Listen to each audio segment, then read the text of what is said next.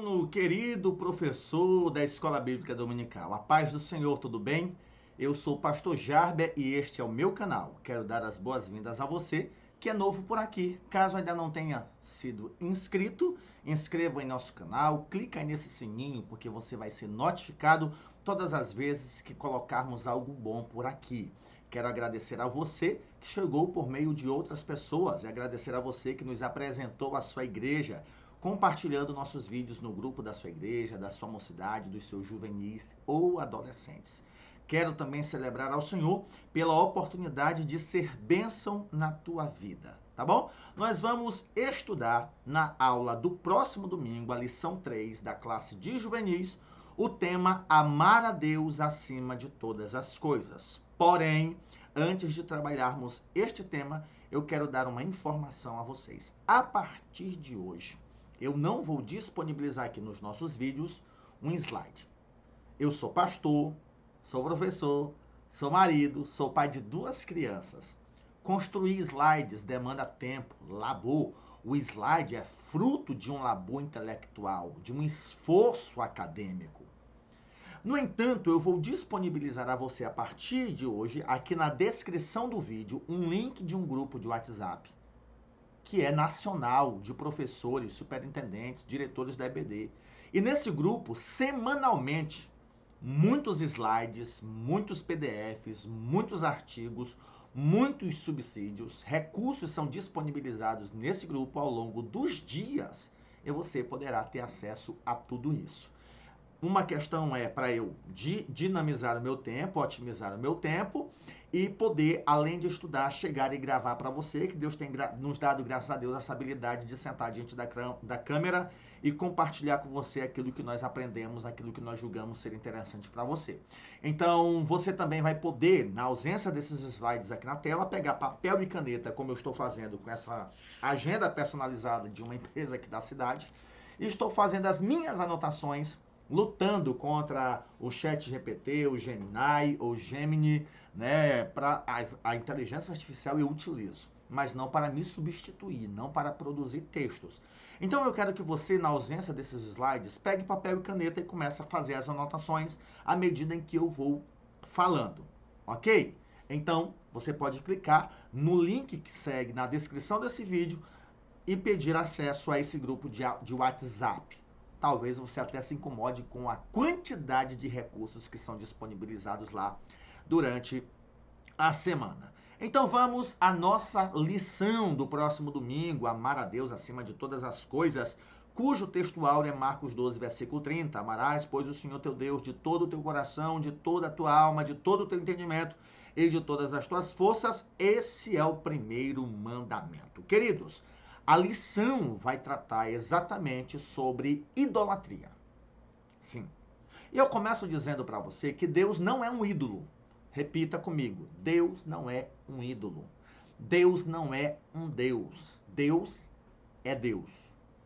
A nossa fé é judaica, cristã. Nós cremos num Deus único e verdadeiro, que subsiste em 3 pessoas. Deus Pai, Deus Filho e Deus Espírito Santo. Uma divindade. E não um Deus qualquer.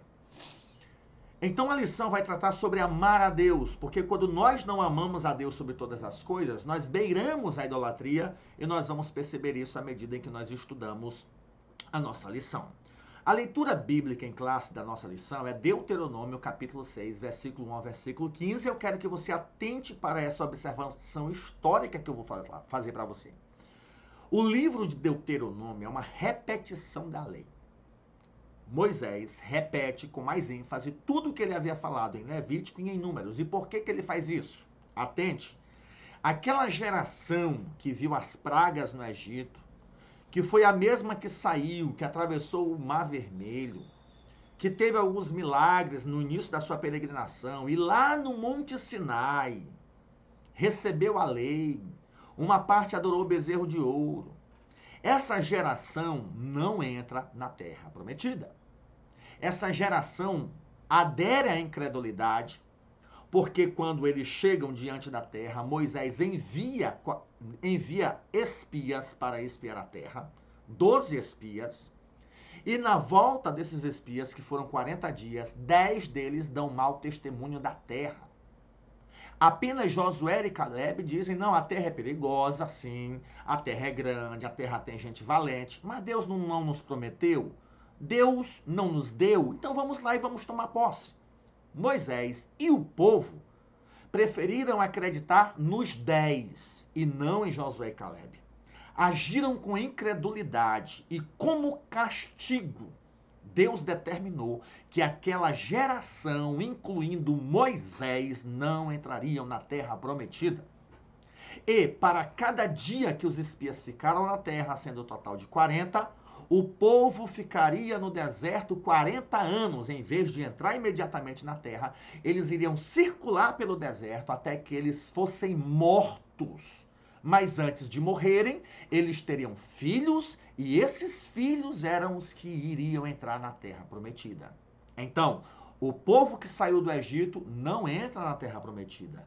É o povo que nasceu no deserto, descendentes dos que saíram do Egito, que vão entrar na terra. Eu quero que você faça um exercício prático, professor e aluno. Vá lá no final da sua Bíblia, naqueles mapas, e procure o mapa A Rota do Êxodo. Você verá que do Egito a Canaã há um círculo da trajetória deles em torno de Cades Barneia. É nesse círculo, é no entorno de Cades Barneia que o povo fica perambulando durante 40 dias, até que todos eles morrem. Então Moisés já está bem velho para a geração dos que saíram do Egito, ensinando para eles, repetindo a lei para eles, para que eles não cometessem os mesmos pecados dos seus pais. É para este povo que Moisés vai dizer o que está aqui no capítulo 6 da leitura bíblica em classe. Esses são os mandamentos, os estatutos, os juízos que mandou o Senhor vosso Deus para se vos ensinar, para que os que fizesseis na terra que vocês vão possuir. Para que temas ao Senhor teu Deus, guarde todos os seus estatutos e mandamentos que eu te ordeno, tu, teu filho, o filho do teu filho, todos os dias da tua vida, e que teus dias sejam prolongados. Moisés prossegue.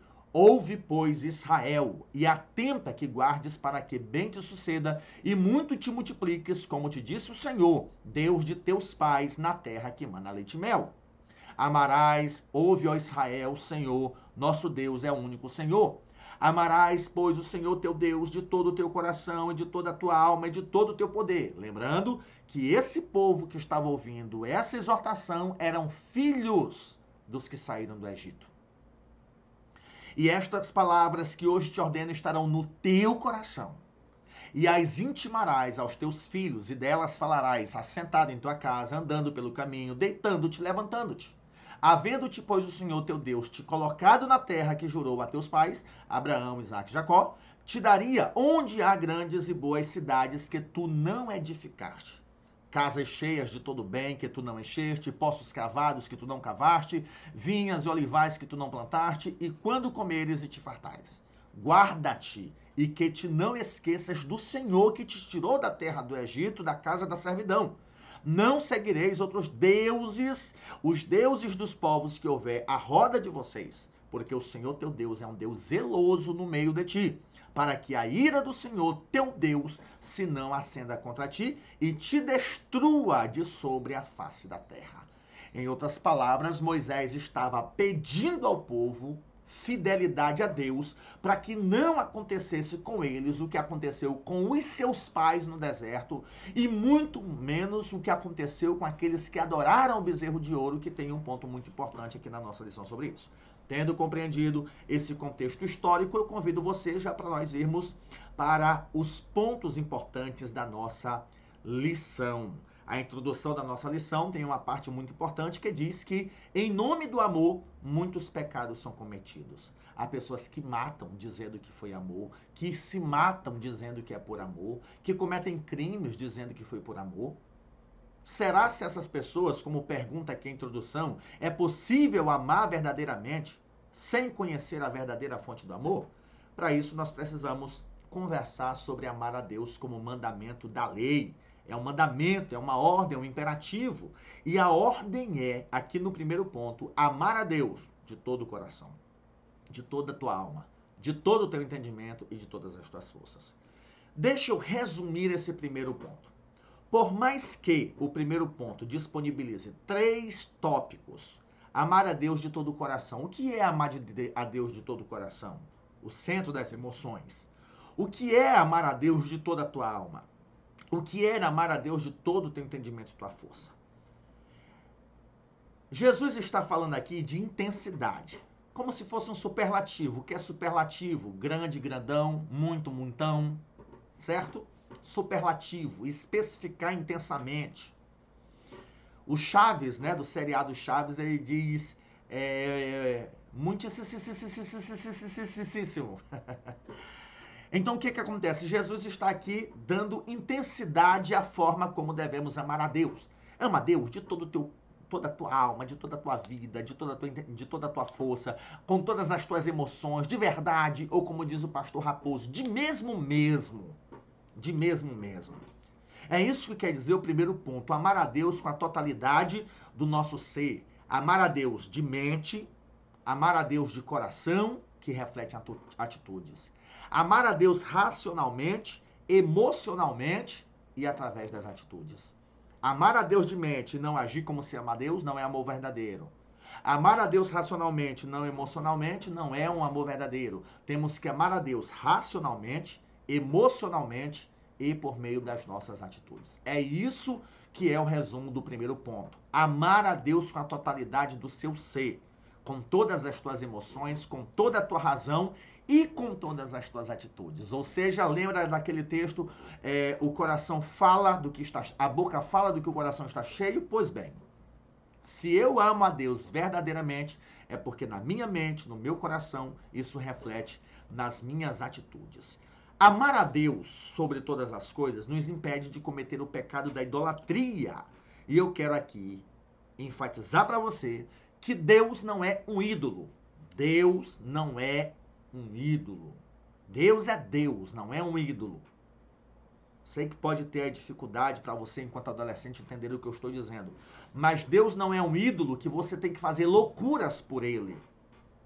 Não, Deus exige sacrifícios, obediência, voluntariedade, disposição de coração, mas ele não é um ídolo, né? Então nós precisamos entender isso, porque o povo de Israel, tanto os que saíram do Egito como os que entraram na Terra Prometida, eles cometeram o pecado da idolatria. Traíram Deus. Deus trata isso como adultério, como traição. Deus chega ao ponto de dizer em Ezequiel que vai se divorciar desse povo. Então entenda que o perigo da idolatria. Idolatria é basicamente colocar outro, alguma coisa ou alguém no lugar de Deus. E isso é possível? É. Então, basicamente, idolatria significa o quê? Fazer esforço em vão. Prestar honras divinas a qualquer produto da fabricação humana ou atribuir poderes divinos às operações puramente naturais. Adoração a falsos deuses. Então, idolatria é basicamente isso daqui. Substituir Deus, colocar Deus em segundo plano. Por exemplo, imagina a pessoa que serve a Deus por causa dos bens materiais. O que é que está em primeiro lugar no coração dessa pessoa? A pessoa que busca a Deus só porque quer um cônjuge, o que é que ocupa o coração dessa pessoa? Ou seja, para essas pessoas, Deus não produz contentamento. O contentamento é, eu quero casar, mas se eu não casar, eu tenho melhor que a Deus. O contentamento é, eu quero estar bem de vida e por isso eu me esforço, mas eu vou me contar com o que Deus me dá, embora eu vá buscar, não de forma pecaminosa, aquilo que eu possa conquistar na vida. Então existem pessoas que amam a Deus por conveniência, para receber de Deus. Amam a Deus por causa das bênçãos e não por causa do que Ele é. Embora devamos adorar a Deus por causa do que Ele faz, por causa das suas obras. Mas da mesma forma como Deus nos amou incondicionalmente, nós também devemos amá-lo sem ser por condições. Se nós temos que dar alguma condição para amar Deus, Ele nos amou primeiro. Ele veio até a terra nos resgatar e nos redimir. Então, amar a Deus requer esse raciocínio de totalidade do ser, do corpo, da mente, das emoções e das atitudes. Se eu não amar a Deus sobre todas as coisas, meu coração vai ter lugar para a idolatria. E aí, o segundo ponto trabalha a idolatria no Antigo e no Novo Testamento. O povo de Israel estabeleceu para si imagens e adorou outros deuses, e não foi uma só vez. A história de Israel, ela é toda de idolatria. Desde os livros históricos, poéticos e proféticos. É de idolatria. No Novo Testamento, nós temos essa idolatria, a sua própria religião. Então, nós precisamos compreender isso para que nós não cometamos esse pecado de idolatria. E para isso, nosso coração precisa estar ocupado com a totalidade da adoração a Deus. Idolatria no Antigo Testamento, nós poderíamos citar... Deixa eu te dar aqui o exemplo, embora a lição fale sobre isso. O segundo tópico vai dar o exemplo do bezerro de ouro. Perceba a gravidade da idolatria. Moisés, por meio do poder de Deus, opera milagres. As 10 pragas aconteceram praticamente num curso de 1 ano. Durante 1 ano, o povo vendo milagres. O povo do Egito sofrendo as calamidades e o povo de Israel sendo livre disso. Esse povo vê o milagre do Mar Vermelho se abrir e se fechar, os exércitos serem destruídos. Esse povo prova de águas doces que outra hora eram amargas. E agora eles estão no pé do Monte Sinai. Moisés demora 40 dias e o povo começa com o seu coração idólatra. Ô Arão, constrói aí um bezerro para nós. Arão cedeu à pressão. Sabe o que foi que esse povo fez? Não fez só, não, eles disseram assim, esse foi o Deus que nos tirou do Egito. Ou seja, foi uma apostasia. Eles renegaram o Deus verdadeiro e disseram, esse foi o Deus que nos tirou do Egito. Sabe o que foi que aconteceu? Moisés desce, quebra as tábuas da lei com raiva, e Deus dá uma ordem dolorosa para Moisés. Já que aquele povo renegou a Deus, dizendo que o bezerro de ouro era que havia tirado eles do Egito, Deus faz uma prova, um teste para provar quem era o Deus verdadeiro. E ordena a Moisés a ordenar o povo que não se prostrou diante do bezerro de ouro a pegar uma arma e matar um parente que adorou o bezerro de ouro. Parece cruel, né? Mas nós temos de um lado o povo que não se prostrou e o povo que trocou Deus pelo bezerro de ouro. Esse povo trocou e não foi só de boca, foi de coração. Eles adoraram aquele Deus, eles renegaram o Deus verdadeiro, entenderam que aquele bezerro era o Deus verdadeiro. Com essa sentença em que Moisés ordena ao povo, por ordem de Deus, a matar aqueles que se prostraram diante do bezerro de ouro, o que Deus queria ensinar? Se aquele bezerro de ouro era o Deus verdadeiro, que os tirou do Egito, o que se esperava? Que esse bezerro de ouro livrasse os seus adoradores da morte, da espada dos seus irmãos. A pergunta é, o bezerro de ouro fez alguma coisa? Não. E caso tenha alguém que não tenha se prostrado ao bezerro de ouro, mas ficou no pé do muro e não adorou o bezerro de ouro e viu que o bezerro de ouro não defendeu os seus seguidores, essa pessoa aprendeu que o bezerro de ouro não era o Deus verdadeiro. Deu para perceber o que é idolatria? E a razão pela qual Deus mandou matar aqueles idólatras era uma prova de fogo. Se esse bezerro de ouro é verdadeiramente o Deus que tirou vocês do Egito, ele vai proteger vocês da espada. Não protegeu. O povo aprendeu com muita dor que o Deus verdadeiro não era o bezerro de ouro. Um exemplo marcante de idolatria de um povo que acabou de sair do Egito tendo visto grandes milagres. Agora imagina o povo que veio depois. Esse mesmo é que foi idólatra. E aí nós temos também um caso de Salomão, que por fazer aliança com muitas mulheres, muitas delas incrédulas, não serviam ao Deus dos hebreus, e essas mulheres fizeram com que ele, na sua velhice, sacrificasse aos ídolos. Por causa disso, o Senhor divide o reino de Salomão, infelizmente. E a lição nos aponta no tópico 3 do segundo ponto, a idolatria no Novo Testamento, né? Aquilo que toma o lugar ou ocupa o lugar de Deus em nossa vida. Ou seja, Ezequiel vai dizer que os piores ídolos são os ídolos do coração. E aí nós temos um ponto importante de idolatria em Atos 17, o episódio de Paulo em Atenas, que viu muitos altares, dentre eles o altar ao Deus desconhecido. Abrindo um parêntese, gente, a história do Deus desconhecido é um fato real. Perdão aí pela redundância. Aconteceu de fato. Essa história está localizada 4 séculos antes de Cristo, na Grécia, em Atenas, onde uma tribo é acometida por uma praga e eles sacrificaram aos seus deuses e nada aconteceu. Eles, depois de um tempo, a tribo toda morrendo por causa da praga, eles são orientados por alguém a oferecer sacrifícios a um Deus desconhecido. Eles oferecem esse sacrifício a um Deus desconhecido, porque eles não conheciam, porque eles já tinham oferecido aos deuses que eles conheciam. E quando eles oferecem sacrifícios ao Deus desconhecido, a praga cessa. Mesmo que essa tribo não tenha sabido quem de fato era o Deus desconhecido, a partir de então, 4 séculos antes de Cristo, eles cultivam o hábito de oferecer sacrifícios ao Deus desconhecido.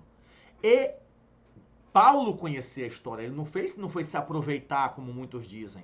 Ele conhecia a história por trás do Deus desconhecido e disse: esse Deus que vocês adoram sem conhecer, eu conheço ele, e anuncia quem é esse Deus verdadeiro. Essa história você encontra num livro muito requisitado, intitulado O Fator Melquisedeque. Procure esse livro, O Fator Melquisedeque, é um livro de antropologia missionária, se não o melhor, um dos melhores, mas essa história do Deus desconhecido foi verídica. E Paulo chega nesse momento oportuno e diz: olha, eu tenho visto que vocês são religiosos.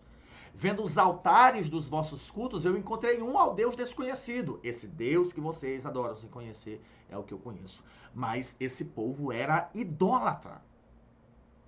E Paulo chega com a mensagem de que havia um Deus verdadeiro e não aqueles outros que o povo estava adorando. Então nós temos inúmeros exemplos, tanto no Antigo como no Novo Testamento. Terceiro ponto, vai fazer uma aplicação. Como é que existe a idolatria hoje? Geralmente a gente pensa em acender velas a um santo, a uma divindade católica, aos de religião de terreiro, umbanda, quimbanda. Ah, são idólatras. Mas entre nós evangélicos existe idolatria. Existe idolatria. E o terceiro ponto vai observar aqui, por exemplo, idolatria dos bens materiais. Sim, amar o mundo e as coisas. O carro é bom, a moto é boa, a casa é boa. Se pegar fogo, a gente tem que chorar mesmo, tem que lamentar. Conseguimos com esforço, mas essas coisas não podem ser o nosso Deus. Certo? Então, a Bíblia vai falar do amor ao dinheiro, a avareza, a raiz de todos os males. Isso não quer dizer que não possamos desejar ou ter coisas materiais, mas precisamos cuidar para isso não assumir o controle de nossa vida. Afinal, ninguém pode servir a 2 senhores. Seja próspero. Desfrute dos bens que Deus te deu, mas não permita que esses bens ocupem um lugar no teu coração. Por exemplo, o Senhor me deu condições de comprar um carro, juntamente com a minha esposa. Primeiro pelo Celta, hoje nós temos um carro melhorzinho, 6 anos de uso, ainda estamos pagando e vamos pagar por um bom tempo. E por eu morar numa casa pastoral, em frente à casa tem um estacionamento. Meu carro está todo riscado, de motos, de outros carros, de crianças que passam. Eu vou fazer o quê? Vou mudar de igreja? Vou processar? Vou tirar meu carro do estacionamento? Que pega sol e chuva porque o estacionamento não é coberto? Não. Imagina se um celular que só vive no bolso quebra, rala. Imagina um carro. Se um celular que é todo protegido na tua mão ou no teu bolso se acaba, cai, quebra. Imagina um carro, o tamanho de uma moto, um computador. Ou seja, é lamentável. Mas eu não vou perder a graça de Deus na minha vida por causa dessas coisas. Ok? Então nós precisamos cuidar para que os nossos bens não ocupem o primeiro lugar no nosso coração. Então existe a idolatria dos bens materiais, inclusive de crentes, que idolatram, que entendem que a igreja só quer saber dos seus bens e ele procura viver longe da igreja porque o pessoal só quer saber de mim por causa do meu dinheiro. Pode até ser verdade, mas isso não justifica a sua atitude. Então precisamos cuidar para que os nossos bens sejam o meio pelo qual nós sirvamos a Deus. Deus, obrigado pela prosperidade, obrigado por me fazer triunfar, obrigado por me dar condições. E você adora a Deus com o que você tem, abençoando vidas, abençoando você mesmo, abençoando a obra de Deus, sem comprometer as tuas finanças, claro. Então, cuidado com a idolatria aos bens materiais. Fala também da adoração às pessoas, veneração, demasiada admiração. Por exemplo, pessoas que depositam uma confiança extrema num pastor. Deus guarde que esse pastor caia, se desvie. Todas as pessoas que o veneravam se perdem também. Isso pode acontecer. Acontece também o fanatismo por cantores, por pregadores, hoje por influenciadores digitais. O cara tem um pastor, o cara tem um dirigente, tem um diácono lá que ensina, a irmã tem uma dirigente do círculo de oração, a mocidade tem um líder, tem um professor da escola bíblica dominical. Mas o cara dá ouvidos a um vídeo de 30, 40 segundos, quando muito, 1 minuto, do YouTube, do Instagram, do TikTok, e ele se corrompe e acaba causando problemas na igreja, no seu grupo. Ele não valoriza os obreiros da casa do Senhor que estão lá, que conhecem ele, conhecem a sua família, que estão ralando para manter a obra do Senhor. E um vídeo faz com que a pessoa vire a cabeça. Isso não é muito diferente do povo que passou 40 dias esperando Moisés e pediu para fazer um bezerro de ouro. Pessoas que estão lá e do nada viram a cabeça. Apostatam da fé, às vezes. Sim, apostatam da fé. Eu conheço várias pessoas que na época eram jovens, que conseguiram um benefício, um concurso, passaram para trabalhar numa grande instituição, sumiram da igreja. Outros até apostataram mesmo. Começaram a considerar a igreja um problema na sua vida. Precisamos tomar cuidado em não adorar pessoas. Não é só acender velas, mas depositar demasiada confiança ao ponto da minha fé depender do bem-estar daquela pessoa. Adorar a si mesmo é outro problema. Eu devo amar o próximo, devo amar a Deus e a mim mesmo, mas não me idolatrar. E aqui o texto da lição fala, quando demonstramos um amor exagerado por nós mesmos, ao ponto de ser um amor egoísta, de machucar alguém porque eu não quero que alguém me machuque, de gostar tanto de mim ao ponto de não manter relacionamentos saudáveis, não nutrir amizades, isso é pecado. É amar a si mesmo sobre todas as coisas. E eu não posso amar a mim mesmo sobre todas as coisas. Eu devo amar o próximo como eu amo a mim, fazer pelo outro o que eu faço por mim. Adorar a si mesmo é um pecado de idolatria. E isso pode se manifestar como culto ao próprio corpo, preocupação excessiva com a imagem, com a aparência, seja estética, seja em questão de popularidade, número de likes, seguidores. Aqui o autor da lição ele contextualiza bem isso daqui. Eu, particularmente, tive um período da minha vida que estava mais ocupado com os crentes virtuais do que com os crentes reais. Você precisa atentar. Quanto tempo você passa no Instagram? Quanto tempo você passa no TikTok? Quanto tempo você passa no YouTube? Eu imagino que o YouTube não tem tanta distração quanto o Instagram ou o TikTok. Você chega ali, assiste um vídeo, termina de assisti-lo, apesar dos comerciais, mas assiste. Instagram, TikTok tem mais distração. Quanto tempo você dedica tempo a essas redes sociais? Você que produz conteúdo, você se ocupa tanto em manter os seguidores, em manter os likes, que esquece da igreja real, dos crentes reais, do povo real, porque se ocupa em cuidar daqueles que são virtuais. Embora virtualmente nós possamos abençoar pessoas, mas não podemos nos esquecer daqueles que são relacionamentos físicos, sociais, com quem nós interagimos pessoalmente. Idolatria a pessoas. Eu acredito que esse terceiro ponto resume bem o pecado da idolatria. Bens materiais, pessoas e a si mesmo. Como evitar o pecado da idolatria? E aí nós chegamos ao quarto ponto da nossa lição, que é permanecer no amor a Deus, que é um ato de obediência. O texto vai dizer que ele nos amou primeiro e nós devemos responder este amor. Eu costumo dizer, geralmente nos cultos de ceia, Jesus morreu a minha morte para que eu viva a vida que ele viveu. Jesus morreu a minha morte. Jesus morreu no meu lugar para que eu viva a vida que ele viveu. Pastor, é meio difícil viver como Jesus viveu. Ok, olhemos para Paulo, que apesar das suas imperfeições, ele disse, sede meus imitadores como eu sou de Cristo Jesus. Então, amar a Deus em resposta ao seu amor por nós. Segundo tópico e último do quarto ponto, fala sobre o amor como obediência. Guardar os mandamentos de Cristo denota obediência. Eu amo a Deus, eu demonstro isso em atitudes. Eu amo a Deus, eu demonstro isso na minha vida prática, no meu dia a dia. E, por eu ser pecador ainda, eu cometo deslizes, infrações contra a lei de Deus. Mas por amar a Deus, o que acontece? Isso me incomoda, me leva ao arrependimento, à vergonha dos meus atos, a um sentimento de dignidade. É isso que acontece quando um cônjuge machuca o cônjuge que ele ama. É ruim, o clima fica chato, até que se resolvam. E nós precisamos cuidar para não desobedecer os mandamentos de Deus. Para fechar, a nossa conclusão diz: frequentar regularmente uma denominação evangélica, seguir os bons usos e costumes cristãos de forma mecânica ou fazer declarações através de cânticos dizendo que ama a Deus, não significa necessariamente que você o ama de fato.